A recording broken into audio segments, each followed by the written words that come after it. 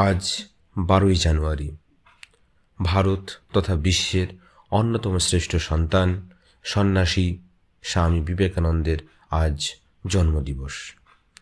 এই উপলক্ষে আজ তার সম্পর্কে কিছু বক্তব্য। To study the origin of the Vedanta movement in America is to study Swami Vivekananda and his travels across the US.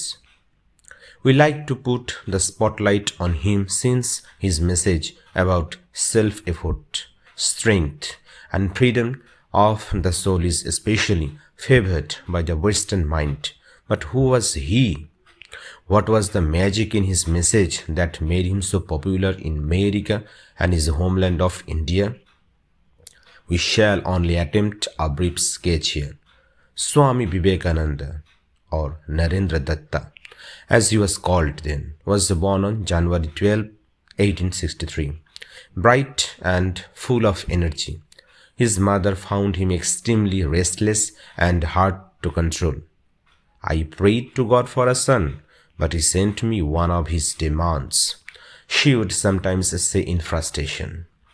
But he was not a bad boy. He had an early fascination for the wandering monks that is so common in India and would practice meditation for fun. As he grew older, Narendra excelled at his studies and amazed his teachers. At college, he mastered Western philosophy and logic and seriously questioned the orthodox beliefs of Hinduism.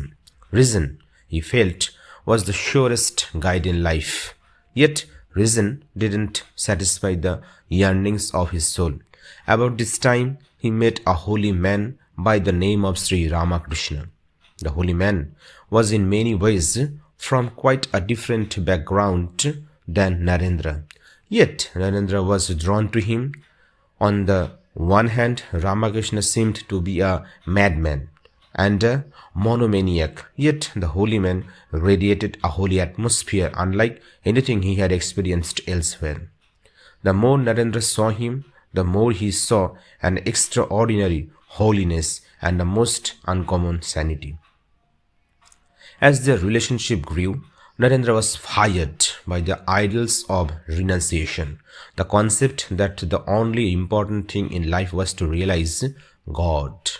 After Ramakrishna died, Narendra took the vows of a monk and became Swami Vivekananda. For 2 years, he wandered throughout India, growing spiritually and experiencing many hardships. He saw the great poverty of India and pondered deeply the role of religion and the suffering of the masses. He impressed great kings with his wisdom, yet learned wisdom during his moments of pride from the lowly of society. His wanderings helped to develop an understanding of the real meaning of religion, as he said to 2 of his brother disciples that he happened to see at a train station. I have travelled all over India, but alas, it was agony to me, my brothers, to see with my own eyes the terrible poverty and misery of the masses, and I could not restrain my tears.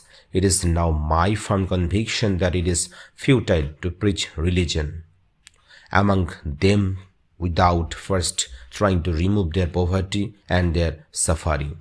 It is for this reason, to find more means for the salvation of the poor in India, that I am now going to America. We should understand that at this time in India, such talk was almost heresy. Society said a monk should busy himself with meditation and other spiritual practices, not doing social service. True to his word, Vivekananda traveled to America to speak at a conference in Chicago that he had heard about called the World's Parliament of Religions. When he arrived, he discovered that not only had he come too early, but that he lacked proper papers to be a delegate. The authorities wouldn't recognize him. But providence has its ways. He came to meet Professor J.H. Wright of the Greek department at Harvard University. They talked for hours.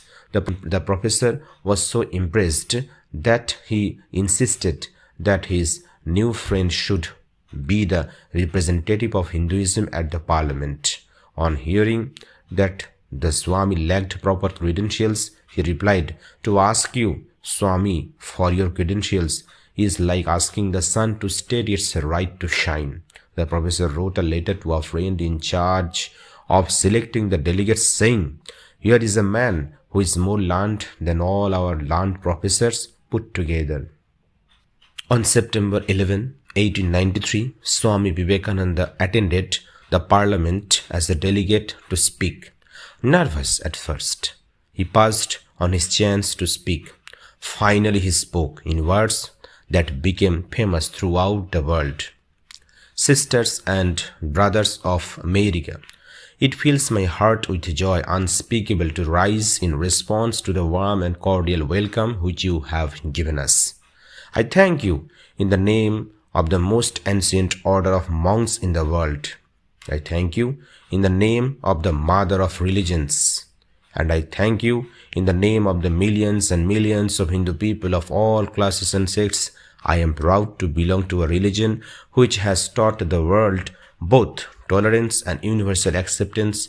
I am proud to belong to a religion which has sheltered the persecuted and the refugees of all religions and all nations on earth." Swami Vivekananda was thus introduced to the world at the parliament. People flocked to hear him, although certain Christian missionaries were furious. How could they collect money for converting the heathens in India when such a dynamic speaker existed? The New York Herald called him undoubtedly the greatest figure in the parliament of religions.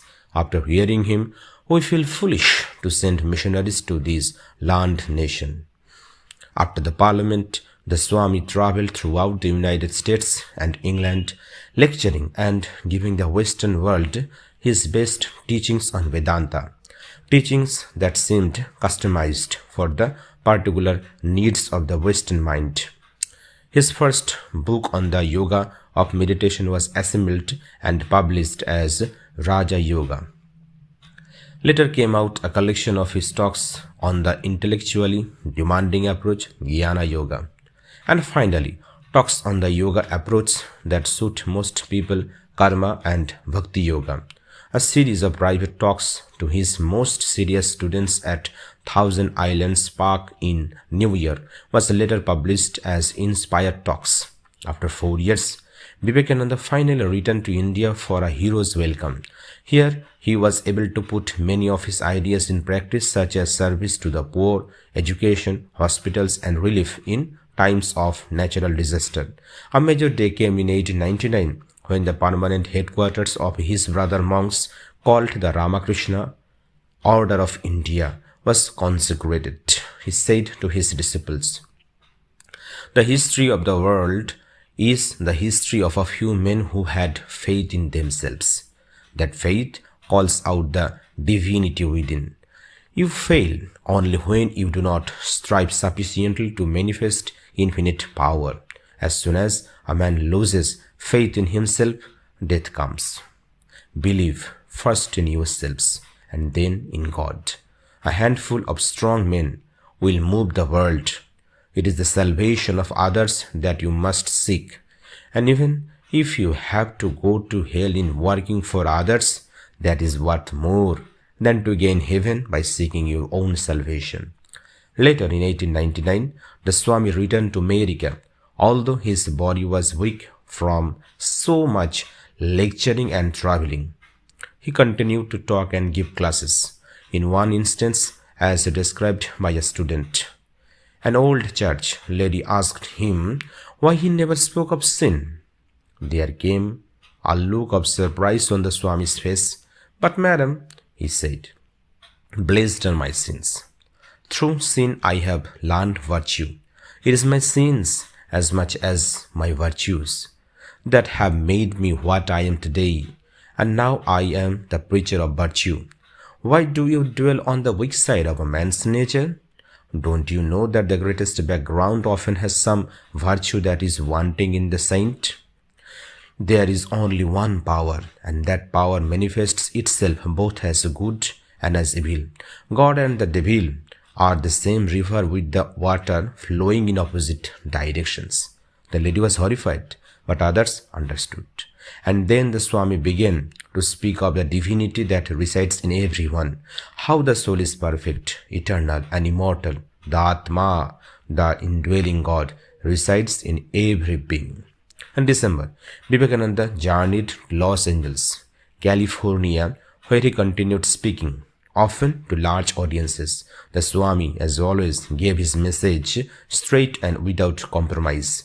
In a lecture called Hints on Practical Spirituality, he said, "We should look upon each other in the most charitable light.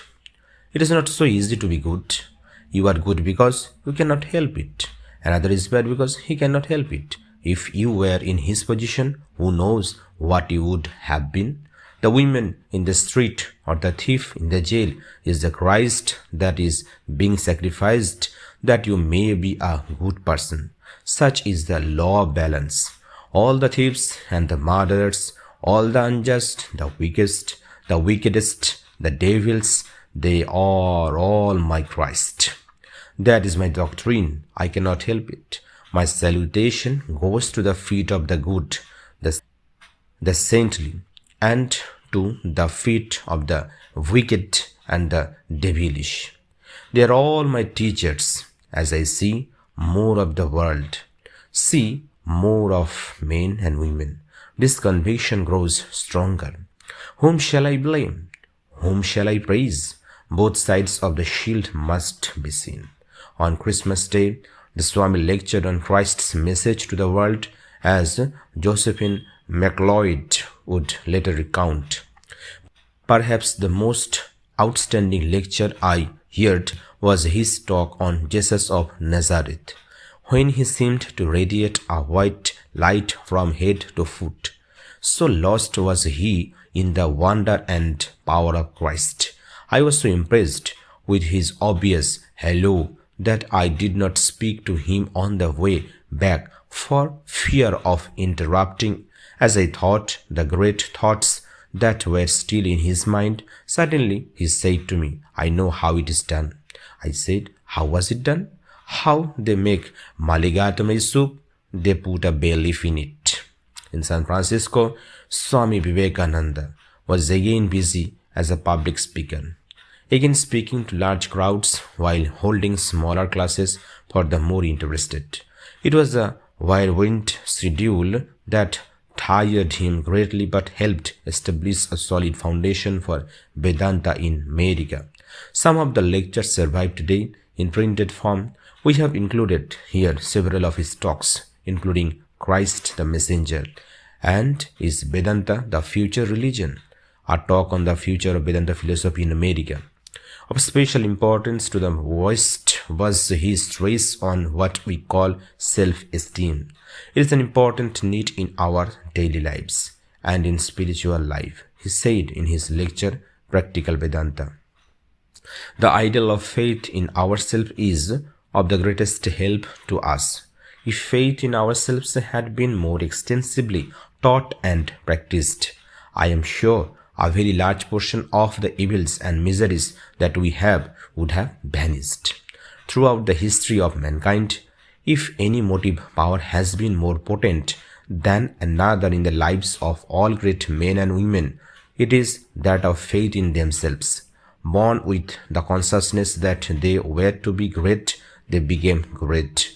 Let a man go down as low as possible. There must come a time when out of sheer desperation he will take an upward curve and will learn to have faith in himself. But it is better for us that we should know it from the very first. Why should we have all these bitter experiences in order to gain faith in ourselves? We can see that all the difference between man and man is owing to the existence of non-existence of faith in himself. Faith in ourselves will do everything. I have experienced it in my own life, and I'm still doing so. And as I grow older, that faith is becoming stronger and stronger. He is an atheist who does not believe in himself.